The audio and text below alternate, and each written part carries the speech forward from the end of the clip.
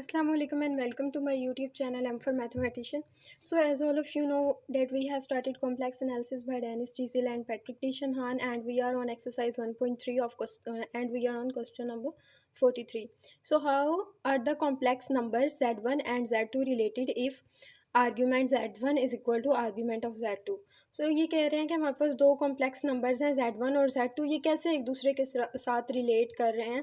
हमें जो है इसको इन फॉर्म ऑफ इक्वेशन बताना है कि इनके आपस में रिलेशन क्या है। अगर जो आर्ग्यूमेंट या एंगल जो है z1 का वो इक्वल होता है z2 के एंगल के। सो यहाँ पर जो है बेसिकली हम पहले तो इसका डायरेक्ट आंसर देख लेते हैं ताकि हमें समहाउ समझ आ जाए, देन हम इसके कॉन्सेप्ट को देखेंगे कि क्या इसमें जो है कॉन्सेप्ट क्या है। ओके, डायरेक्ट आंसर हमारा इसके पास हमारे पास जो इसका डायरेक्ट आंसर है वो है बेसिकली डायरेक्ट आंसर ये है कि अगर प्रिंसिपल आर्ग्यूमेंट या एंगल z1 का इक्वल है z2 के एंगल के, तो फिर दो कॉम्प्लेक्स नंबर जो हैं वो क्या कर रहे हैं, वो लाई कर रहे हैं सेम रे पे स्टार्टिंग फ्रॉम द ओरिजिन, जो कि कहाँ से स्टार्ट हो रही है, ओरिजिन से स्टार्ट हो रही है। सेम ये रे कहते हैं फिर हाफ लाइन को। ओके, सो यहाँ पर वही कह रहे हैं कि सेम लाइन पे वो लाई कर रहे हैं और स्टार्ट हो रही है वो लाइन ओरिजिन से। तो इसका मतलब अब हाफ लाइन को कैसे कहते हैं, क्योंकि वो ओरिजिन से शुरू आ रही है, या तो वो मतलब यहाँ पर ओरिजिन से शुरू हो रही है, या तो वो इधर पॉजिटिव एक्स एक्सिस की तरफ जा रही है या पॉजिटिव वाई एक्सिस या नेगेटिव एक्स एक्सिस की तरफ जा रही है समहाउ। सो यहाँ पे हम ये कह सकते हैं कि जो हमारे पास एक नंबर है z1 जो है या z2 जो है वो क्या है, पॉजिटिव रियल मल्टीपल दूसरे नंबर का है। इस तरह z2 चले हमने सपोज कर लिया z2 जो है वो क्या है, इक्वल है k ऑफ z1, मल्टीपल है z1 का k क्या है, k जो है वो ग्रेटर देन 0 है। अब ये डायरेक्ट आंसर है। अब जो है हम लोग इसका देखते हैं, क्योंकि इन्होंने क्या है आर्ग्यूमेंट सेम है, जैसे 45 डिग्री है तो 405, इसमें डिफरेंस क्या है 2 पाई का। 45 में हमने 360 ऐड कर लिया तो ये 405 आ गया। सो यही बात है कि दो एंगल्स जो हैं वो सेम ही हैं, बट क्या है जी 2 पाई का डिफरेंस है। चले हम इसको देखते हैं कि अगर दो एंगल सेम होते हैं तो फिर उनके दरमियान में ये रिलेशन कैसे बनता है। तो मेरे पास जो है पहले तो मैं नंबर्स को पोलर फॉर्म में लिखती हूँ। मेरे पास z1 और z2 जो है वो इनकी ट्रिग्नोमेट्रिक पोलर फॉर्म ऐसे है। z1 जो है वो इक्वल है r1 cos θ1 plus iota sign θ1 और z2 इक्वल है r2 cos θ2 plus iota sign θ2। अब यहाँ पे जो r1 और r2 हैं ये लेंथ्स हैं, मॉड्यूल है जो कि क्या है हमेशा पॉजिटिव नंबर्स ही होते हैं। अब r1 भी ग्रेटर देन 0 होता है एंड r2 भी ऑब्वियसली, क्योंकि पॉजिटिव है, रेडियस है, मोड z का मोड है, तो मोड तो हमेशा स्क्वायर रूट ऑफ रियल का स्क्वायर प्लस इमेजिनरी का स्क्वायर होता है, और स्क्वायर रूट पे कभी भी नेगेटिव वैल्यू नहीं आती। जब भी स्क्वायर रूट में नेगेटिव ऑफ 1 आ जाए तो उस केस में क्या हो जाता है, वो इमेजिनरी बन जाता है। तो राइट देयर यहाँ पे मॉड्यूलस जो है मॉड्यूलस हमेशा एक वैल्यू ही होती है, बिकॉज मॉड्यूलस जो है वो डिस्टेंस होता है। तो डिस्टेंस जो है वो हमेशा क्या होता है, हमेशा पॉजिटिव होता है, डिस्टेंस कभी नेगेटिव नहीं हो सकता। सो यहाँ पे एंगल्स जो हैं वो θ1 आर्ग्यूमेंट ऑफ z1 हो गया, θ2 आर्ग्यूमेंट ऑफ z2। ठीक है, अब हम ये कंडीशन जो गिवन है हमें क्वेश्चन वो अप्लाई करते हैं कि आर्ग्यूमेंट ऑफ z1 इक्वल है आर्ग्यूमेंट ऑफ z2 के। अब ये जो है θ1 is equal to θ2 plus 2n pi, यानी यहाँ पे जो मेरे पास 45 था इसके अंदर मैंने प्लस 2 पाई किया, n की जगह 1 पुट करके 2 पाई किया तो 405 डिग्री आ गया। इसी तरह ये एग्जैक्टली वही एंगल है, बट डिफरेंस क्या है 2 पाई का। अब ये जो हमारे पास 2 पाई है, हमें पता है कि कॉज और साइन जो होते हैं वो क्या होते हैं, अपने आप को रिपीट कर रहे होते हैं, सेम वैल्यू दे रहे होते हैं 2 पाई रेडियंस के बाद, फुल सर्कल के एडिशन के बाद। यानी अगर कोई एंगल है 45, उसके अंदर जब मैं 2 पाई दूंगी, 2 पाई ऐड करूंगी तो जो मिलेगा वो भी 45, वो भी सेम ही एंगल होगा।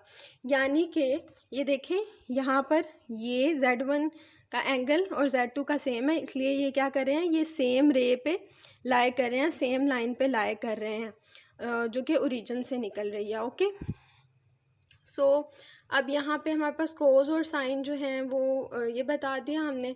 अब हम कहते हैं कि थीटा जो, अच्छा अब ये theta gives exact same trigonometric value as θ2। तो फिर जो थीटा है वो हमें वही वैल्यू देगा एग्जैक्टली सेम जो थीटा 2 देगा, क्योंकि देखें साइन 45 करें या साइन 405 करें आपके पास आंसर एक ही आना है। कोस 45 डिग्री करें या कोस 405 डिग्री करें आंसर सेम ही आना है। इसीलिए हमने क्या कह दिया, हमने कह दिया कि हम ना थीटा 2 की जगह लिख लेते हैं थीटा 1। तो हमने Z2 जो ऊपर हमारे पास था Z2 इज इक्वल टू, यहाँ पर हमारे पास था Z2 is equal to R2 cos theta 2 plus iota sine theta 2। यहाँ पर थीटा 2 की जगह क्या लिख लिया, थीटा 1 लिख लिया। सो यहाँ पे cos theta 1 plus iota sine theta 1 आ गया। अब अगर हम Z2 को डिवाइड करते हैं Z1 से तो हमारे पास क्या आता है, हमारे पास ये एंगल्स ख़त्म हो जाएंगे क्योंकि हमने यहाँ पे थीटा 1 के इक्वल लिख लिया, ये दोनों सेम है, ये आपस में डिवाइड हो रहे हैं तो ये कम्प्लीटली वैनिश हो जाएगा। यहाँ पे R2 डिवाइडेड बाय R1 बच गया। अब हमें पता है कि दोनों रेडियाई जो हैं वो पॉजिटिव हैं तो K जो होगा वो पॉजिटिव ही होगा। अब हमने बेसिकली क्या किया, R2 डिवाइडेड बाय R1 ये पॉजिटिव, कोई दोनों रेडियाई पॉजिटिव हैं क्योंकि ये क्या है, मॉड्यूलस है। मॉड्यूलस जो होते हैं वो डिस्टेंस को कहते हैं, डिस्टेंस फ्रॉम ओरिजिन, तो वो हमेशा पॉजिटिव ही रहता है। इसलिए हमने इसको एक नंबर K कह दिया और हमने कह दिया कि K जो है वो हमेशा पॉजिटिव रियल नंबर होना चाहिए, K ग्रेटर दैन 0 होना चाहिए। तो अब हम इसके तहत हमने यहाँ लिख लिया R2 डिवाइडेड बाय R1 की जगह K लिख लिया, Z2 divided by Z1 is equal to K। अब ये हमने लिख लिया एंड उसके बाद हम इसको फर्दर देखते हैं, ये यहाँ से डिवाइड हो रहा है, यहाँ आके मल्टीप्लाई हो गया तो हमने कह दिया Z2 is equal to K Z1, जबकि K हमारे पास ग्रेटर दैन 0 है। तो जी ये इसके कुछ स्टेप्स थे, ये डायरेक्ट आंसर था शॉर्ट सा। अब ये स्टेप्स थे इसको प्रूव करने के कि ये कैसे हमारे पास इनके दरमियान में रिलेशन कौन सा है। अच्छा, अब मज़ीद कुछ कॉन्सेप्ट्स हैं जो कि इस क्वेश्चन में डिस्कस हुए हैं, मैं उसको बड़ी कुछ डिटेल में एक्सप्लेन करना चाह रही थी, तो चले हम उनको देख लेते हैं। जो अगर आपको कोई चीज़ समझ नहीं आई तो उसमें ये जो इस क्वेश्चन में पॉइंट्स यूज़ हुए हैं तो उसमें फ़र्दर जो क्लैरिफिकेशन है वो आपको हो जाएगी।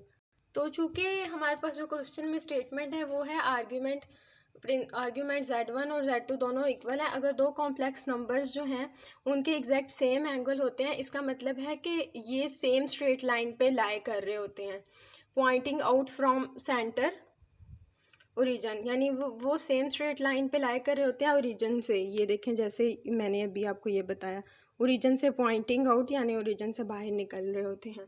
सो यहाँ पर जो है उसके बाद क्योंकि ये जो है एग्जैक्ट सेम डायरेक्शन में पॉइंट हो रहे होते हैं तो एक नंबर जो है ना वो क्या होता है, स्ट्रेच आउट और shrunk down version of the other. एक नंबर जो होता है ना वो दूसरे का जो है बस या तो वो उसको स्ट्रेच कर रहा होता है, जैसे यहाँ पर जो है ये स्ट्रेच ही हो रहा है, या फिर ये श्रंक, यानी अगर दूसरा नंबर जो है अगर हमारे पास लेट से यहाँ पे तो हमने इस कंडीशन में तो हमने रेडियस बोला हुआ है, रेडियस जो है वो डिस्टेंस है, डिस्टेंस कभी भी नेगेटिव नहीं होता इस वजह से, वरना अगर K नेगेटिव होता तो इस केस में ये श्रंक भी हो जाता, दूसरा नंबर जो है वो Z2 इधर होता। So this is the case कि यहाँ पर ऐसा नहीं है। अब वो यही कह रहे हैं कि ज्योमेट्रिक मीनिंग इसका ये है कि हम एक स्ट्रेट लाइन ड्रा करते हैं जो कि सेंटर से स्टार्ट हो रही हो और जा रही हो 45 डिग्री के एंगल से बाहर को निकल रही हो, पॉइंट आउट हो।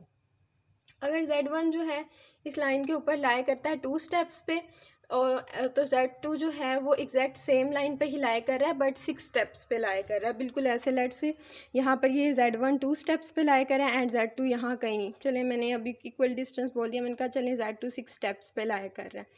तो अब यहाँ पे हमारे पास जो है Z2 जो है वो क्या कर रहा है, डिस्टेंस 6 स्टेप्स अवे है।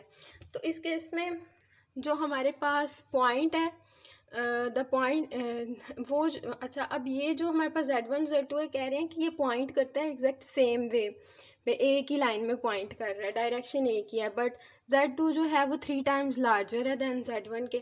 तो सिंपल फार्मूला उसके लिए, because one number is just longer और shorter version of the other, we can write the relationship with a simple multiplication rule Z2 is equal to K Z1। ये direct explanation दे दी क्यों जो है वो Z2 is equal to K Z1 आया है।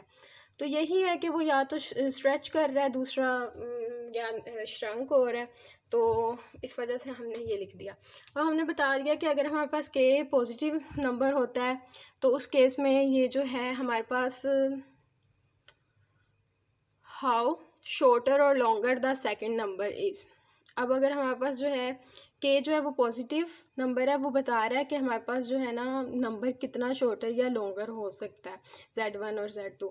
क्योंकि के पॉजिटिव है तो ये क्या करेगा, keeps them pointing in the same direction, वो सेम डायरेक्शन में ही उनको पॉइंट करेगा, एंगल क्योंकि सेम है। और के जो है यहाँ पर ऑब्वियसली हमने कहा है कि पॉजिटिव है, सेम डायरेक्शन में। अगर हमारे पास के जो है वो नेगेटिव होता है तो it would flip the number backward in the opposite direction. अगर हमारे पास के नेगेटिव हो जाता है तो इसका मतलब ऑब्वियसली ये है कि एंगल्स इक्वल नहीं है, तो यहाँ जो ऐसे जा रहा था वो क्या होगा, Z2 वापस ऐसे आ रहा होगा। सो हमने कहा क्योंकि argument of Z1 argument of Z2 equal है, इसका मतलब ये हुआ कि हम जब ड्रा करते हैं इनको ग्राफ के ऊपर तो फिर हमारे पास जो Z1 और line for Z2 would lean A exact same slope पे। ये इसलिए हमारा यहाँ पर जो हमने पीछे बनाया हुआ है, यहाँ देखें ये एग्जैक्टली सेम स्लोप पे जो है वो लाई कर है। ये देखें 45 के डिग्री के स्लोप इसका जो है वो सेम ही है दोनों का, Z1 और Z2 का। अच्छा, तो अब यहाँ पे हमारे पास जो है फुल सर्कल रूल, तो हम वही बात है कि हम जो है वो जो मैंने ऑलरेडी बता दिया कि 45 और 405 360 ऐड करें यानी 2 पाई ऐड करें तो वो सेम ही आ जाता है। उसके बाद क्या होता है, क्योंकि ये पॉइंट कर रहे हैं सेम वे में तो कोज और साइन जो है वो आइडेंटिकल है, तो हम कम्प्लीटली जो है वो θ2 को रेज करके क्या कर लेते हैं, θ1 लिख लेते हैं। क्यों, क्योंकि जब भी हम एक साइन 90 में जब हम बेशक 2 पाई ऐड करें तो जो आएगा वो एडिशन के बाद साइन 90 प्लस 2 पाई, तो वो वही होगा जो साइन 90 का आंसर होगा। एंड कोस 90 प्लस 2 पाई करें तो वही आंसर जो कोस 90 का होगा वही कोस 90 प्लस 2 पाई का होगा, क्योंकि साइन और कोस जो है वो 2 पाई पीरियोडिक है, यानी after each 2 pi adding each 2 pi they give same value. तो ये था हमारे पास क्वेश्चन नंबर 43। हम इंशाल्लाह क्वेश्चन नंबर 44 नेक्स्ट वीडियो में डिस्कस करेंगे। ओके, अल्लाह हाफिज़, take good care of your selves.